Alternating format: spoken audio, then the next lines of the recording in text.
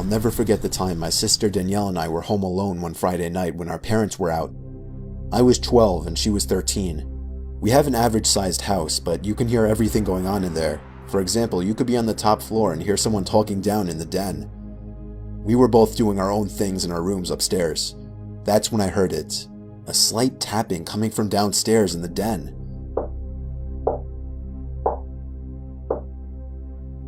I soon realized it sounded like tapping on the back door.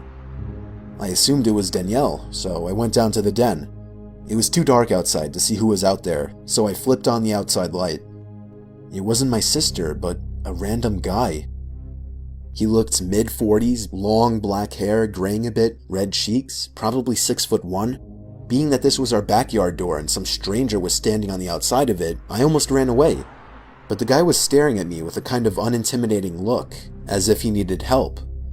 I slightly pushed the door window screen open so he could talk to me. He told me he needed to use our phone. I asked him why and why he was in our backyard. He disregarded what I had said and pleaded for me to let him in.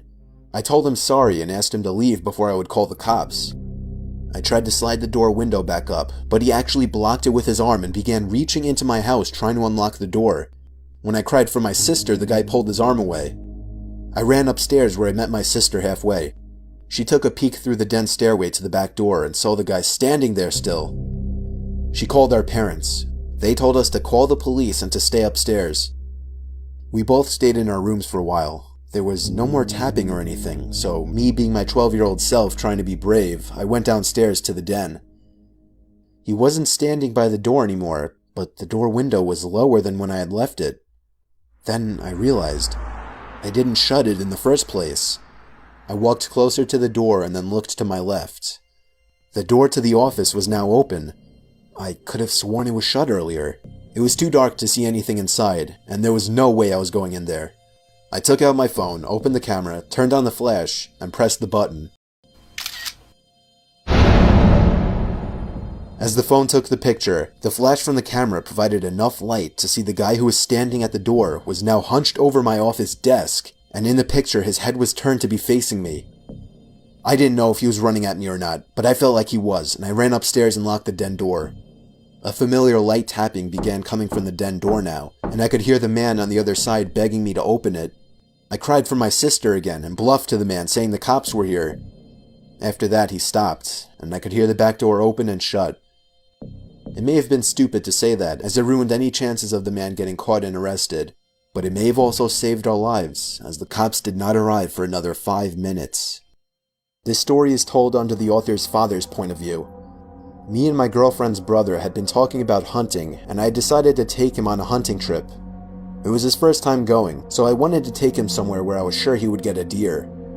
So I asked my uncle if we could go to his place, and he told me we could stay there for the weekend. I told him that was perfect and that we'd stay. Me and Adam got our stuff together and headed that way. It was a secluded property right smack dab in the middle of nowhere in Braxton County, West Virginia. We got to my uncle's. He had his truck started and told them to hop in. We get in, and I ask him where we're going. He told me to my hunting cabin about 10-15 miles out. When we finally made it to the cabin, it fell below our expectations. 2 rooms, very small. As soon as we unloaded our stuff, he was gone. He told us to have fun and waved goodbye from his truck. Later, when we were getting settled for the night, we realized there were no curtains or lights, just lanterns. We didn't like being so exposed, so we hung clothes over the windows. Not long after, we climbed into bed. Then within a few minutes, there was a noise outside, like metal trash cans being banged against one another.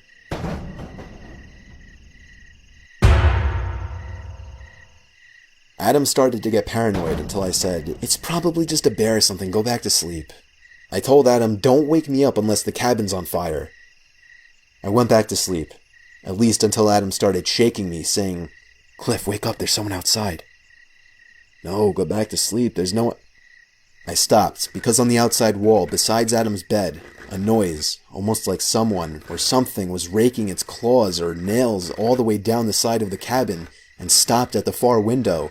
The noise was followed by tapping on the window. Neither of us wanted to move the clothes to see what it was. I told Adam to load his gun, as I did myself. We stayed up all night and left in the morning.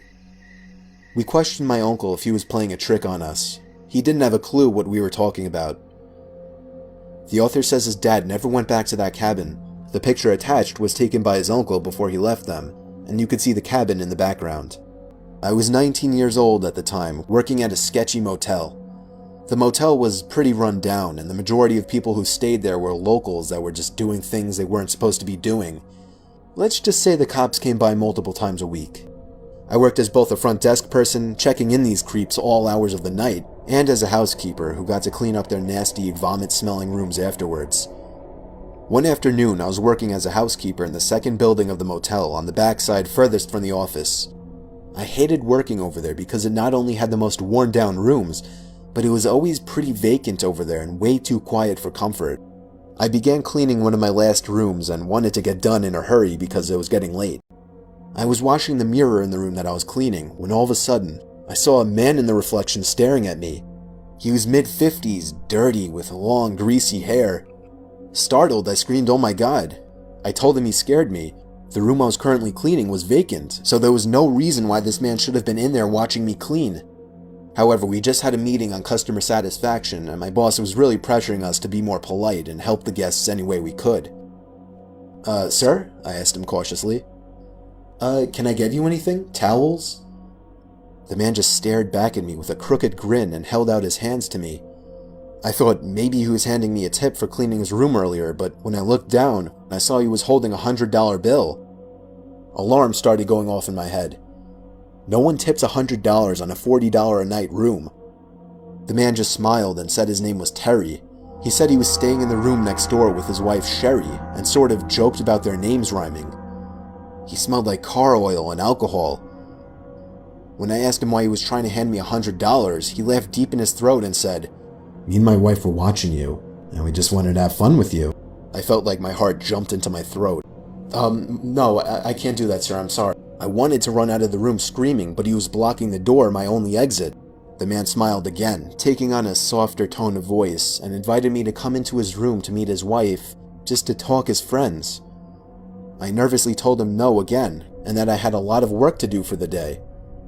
I prayed to God he would just go away, and eventually he did. He grunted and walked off in what I assumed to be the direction of his room. My mind began racing. There is no wife, I thought. This man could try and kidnap me. I was 110 pounds at the time and not very strong. He could easily overpower me. I locked the room from the inside and went directly to the phone to call my manager at the front desk, but the phone wasn't working. Adrenaline began pumping through my veins, and despite what I was always told not to do, I was panicking. Did he cut the line? No, I thought. This is a crappy motel. It happens all the time. But I just have to get out. I remembered that I had my cell phone out on my housekeeping card, but that was outside the locked door. I'd have to open the door to get it. I cautiously opened the door to the room that I was cleaning and peered out. I didn't see anyone, so I frantically began searching my cart for my cell phone. I was wasting too much time looking for it, so I just decided to run as fast as I could and make a break for the front desk in the office. Then from behind me, I heard the man again, but this time he was screaming to someone else, "She's running, she's getting away." I could hear his shoes slamming against the pavement after me. I quickly turned the corner, grabbed my keycard, and let myself into a stockroom and locked the door. Within moments, I heard the sound of the dirty guy and someone else running outside, searching for me. I stayed in that stockroom for 30 minutes shaking until I could no longer hear him searching for me. I finally got the courage to run the rest of the way to the front desk. When I made it there, I collapsed into my boss's arms and he called the police. The man and whoever else was in the room with him peeled out before the cops could arrive, and I was beyond shaken up. According to the police who ran a search, this wasn't the first time he had done something like this, and he was actually wanted for sexual assault, gross sexual imposition, and in the past was once charged with rape. A few weeks later, on what happened to be my birthday, this guy was caught. A few weeks after that, I quit. I will never again work at another motel.